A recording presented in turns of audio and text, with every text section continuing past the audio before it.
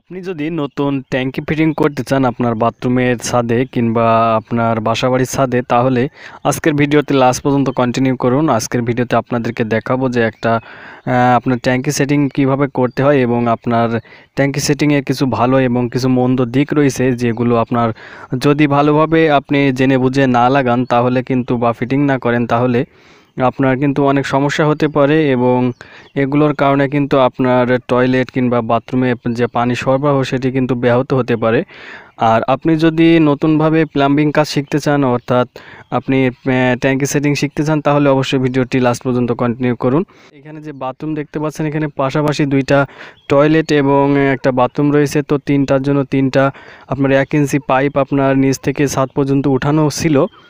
তো সেখানে আমরা দেখতেই পাচ্ছেন যে এখানে পাইপটা কেটে দিয়ে এখানে একটা এলবো দিয়েছি, 1 ইঞ্চি এলবো, এবং পাইপগুলো সব 1 ইঞ্চি দিয়ে কিন্তু আপনার ট্যাঙ্কি থেকে লাইন টানা হয়েছে। এরপরে আপনার এখানে একটা ইউনিয়ন দেওয়া হয়েছে, দেখতেই পাচ্ছেন পাইপটা লাগানোর স্বার্থে আর কি। এরপর আবার একটা নিপিল এবং একটা টি দেওয়া হয়েছে পরবর্তী পাইপটার সাথে সংযোগ দেওয়ার জন্য, অর্থাৎ ট্যাঙ্কি থেকে যে লাইনটা আসছে তার সাথে দুইটা পাইপ একসাথে সংযোগ দেওয়ার জন্য। এবং সামনে দেখতেই পাচ্ছেন ঠিক সেমভাবে আর একটা কানেকশন করা হয়েছে, একটা ইউনিয়ন দিয়ে দেওয়া হয়েছে এবং একটা নিফিল এবং একটা সেম টি 1 ইঞ্চি সবগুলোই দেওয়ার পরে দেখতেই পাচ্ছেন যে এখানে আমরা কিন্তু লাইনটা এখান দিয়ে ঠিক টেনে নিয়ে গিয়ে এখানে একটা জয়েন্ট সকেট দেখতে পাচ্ছেন। এটা আসলে জয়েন্ট সকেট, এটাও 1 ইঞ্চি জয়েন্ট সকেট। আসলে যারা নতুন কাজ শিখতে চাচ্ছেন তাদের সাথে এটা বলছি। এরপরে এলবো এবং এইখানে আরেকটা এলবো, এরপরে আবারও একটা এলবো দিয়ে কিন্তু আমরা ট্যাঙ্কির সাথে আপনার সংযোগ করেছি পাইপগুলো। তো এখানে আপনার দেখে নেন, এখানে কিন্তু একটা 1 ইঞ্চি এলবো রয়েছে এবং নিচেও কিন্তু আরেকটা 1 ইঞ্চি এলবো দেওয়া হয়েছে এবং এই সাইডেও কিন্তু এক ইঞ্চি একটা এলবো রয়েছে। আর এখানে বলে রাখি, অনেকেই ছাদ ছিদ্র করে আপনি লাইন নিচে নামায়, যেটা আপনার সরাসরি যদি আপনি পাইপ পেছনের সাইড দিয়ে নামানো হয়, অর্থাৎ সরাসরি যদি সংযোগ করা হয় সেক্ষেত্রে আপনার এটা করা হয় ছাদ ছিদ্র করা লাগে। তো কাজের সুবিধার্থে আপনি এটার ধরন চেঞ্জ করতে পারেন। তো এখানে ইউনিয়ন আপনার অবশ্যই মাস্ট বি দিতেই হবে ট্যাঙ্কির গোড়ায়, কারণ ট্যাঙ্কিটি অনেক সময় সরানোর প্রয়োজন পড়তে পারে। এরপর আপনার একটা গেট বাল্ব বা বল বাল্ব যেটি বলেন সেটি আপনার এখানে দিতেই হবে। তো এখানে একটা 1 ইঞ্চি সাইজের গেট বল দেওয়া হয়েছে। তো এটি আপনি যখন ঠিক এমনভাবে টান দিবেন বা পাইপ বরাবর সোজা করবেন, তখন আপনার এটা দিয়ে পানি সরবরাহ চালু হয় এবং আড়াআড়িভাবে রাখলে কিন্তু এটা পানি বন্ধ হয়ে যাবে। অর্থাৎ আমরা যে বাথরুম সেটিংগুলো দেখাচ্ছি এটাকে কিন্তু আপনার পানি অন অফ করার জন্য কিন্তু এটি ব্যবহার করা হয়েছে। তো এরপরে একটা নিপিল দিয়ে এখানে একটা টি দেওয়া হয়েছে, এখানেও একটা নিপিল রয়েছে। তো টির পরে আপনার এখানে আবার একটা আপনার ট্যাঙ্কির যে জামনাট থাকে এটা জিআই এবং পিভিসি দুইটাই হতে পারে, তো তত সমস্যা নেই। এবং এখানে একটা এক্সট্রা পাইপ দেখতে পাচ্ছেন, তো এই পাইপটা হচ্ছে গ্যাস পাইপ।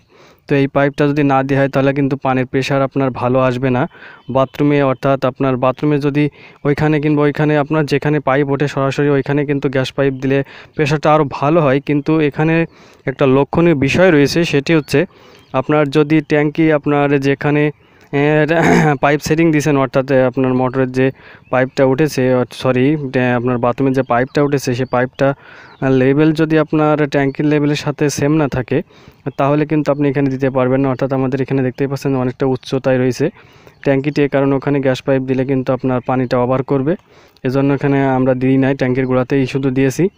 এবং এইখানে দেখতে পাচ্ছেন একটা লাইন রয়েছে, এটা হচ্ছে 3-4 পাইপ এবং 3-4 ফুল সেটিং ট্যাঙ্কির গোড়ায়। এটি হচ্ছে আপনার মোটর থেকে ট্যাঙ্কি পর্যন্ত, অর্থাৎ মোটর থেকে ট্যাঙ্কি পানি লোড দেওয়ার জন্য এটি লাইনটা করা হয়েছে। তো এখানে আপনার 3-4 পাইপ ব্যবহার করা হয়েছে। তো আপনারা যদি সাবমার্সিবল পাম্প লাগান সেক্ষেত্রে আপনার মোটর যদি 1 হর্সপাওয়ার হয় তাহলে অবশ্যই আপনার 1 ইঞ্চি পাইপ দিতে হবে, না হলে আপনার পানিটা সাপ্লাই দিতে সমস্যা হতে পারে, মোটরে প্রেশার পড়বে।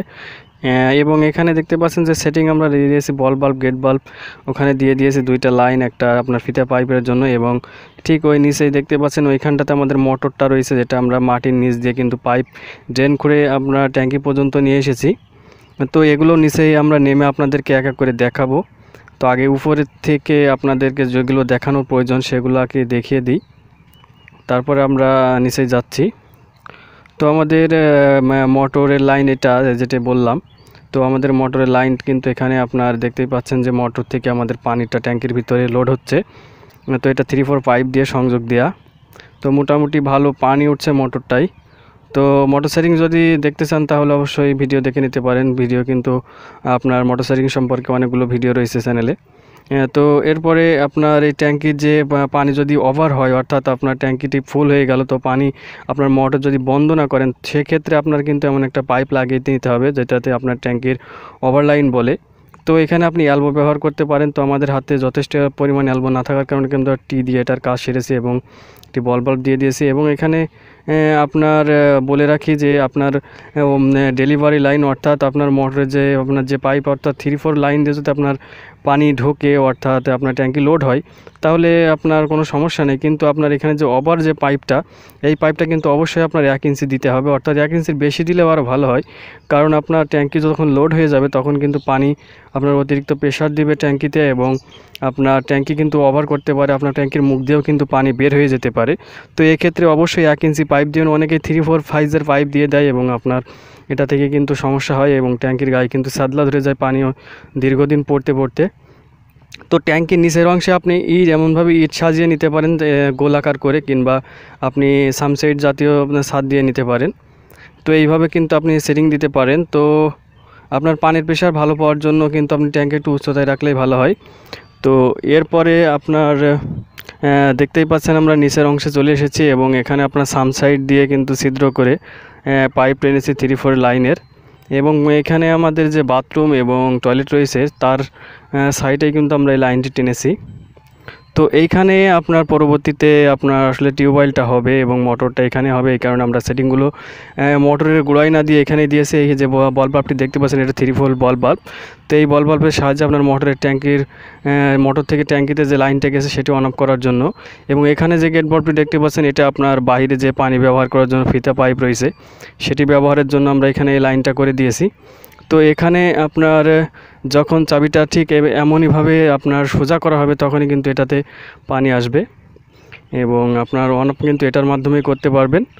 তো এখানে আপনার যে টি দেখতে পাচ্ছেন, এখানে একটা টি দেওয়া আছে, এরপর একটা নিফিল, একটা বল ভাল্ব, আবার একটা নিফিল এবং এক 1/2 3/4 এলবো দিয়ে কিন্তু আপনার এই সংযোগটা করা হয়েছে। তো এখানে আপনার নিচের দিকে যেখানে এলবো দিয়ে কিন্তু আমরা আবার পাইপটা আপনার একেবারে মোটর পর্যন্ত টেনে নিয়ে গেছি এবং প্রয়োজন বোধে কিন্তু আমাদের এখানে একটা জয়েন্ট সার্কিট ব্যবহার করা লাগছিল। তো নিচের সাইডে যদি আবার খেয়াল করেন এই প্রান্তে, তারপরে এখানে দেখতেই পাচ্ছেন যে একটা এলবো এবং উপরে আরেকটা এলবো দিয়ে কিন্তু আমরা এটা সংযোগ করেছি। তো এখানে আপনার 2টা এলবো আছে এবং এখানে একটা ইউনিয়ন দেখতে পাচ্ছেন, 3/4 সাইজের ইউনিয়ন। তো ইউনিয়নটা দেওয়ার কারণ হচ্ছে আপনার মোটর যদি কোনো সময় খোলা লাগে, এই জন্য আপনার খোলার সুবিধাতে এখানে ইউনিয়ন দিতে হবে। এরপরে আপনার এখানে যদি আপনি গেট বল দিতে চান তা দিতে পারেন। তো আমরা কিন্তু ফার্স্টেই বলেছি ওখানে কিন্তু আপনার পরিবর্তিতে মোটর সরে যাবে, এই কারণে ওখানে দেওয়া হয়েছে।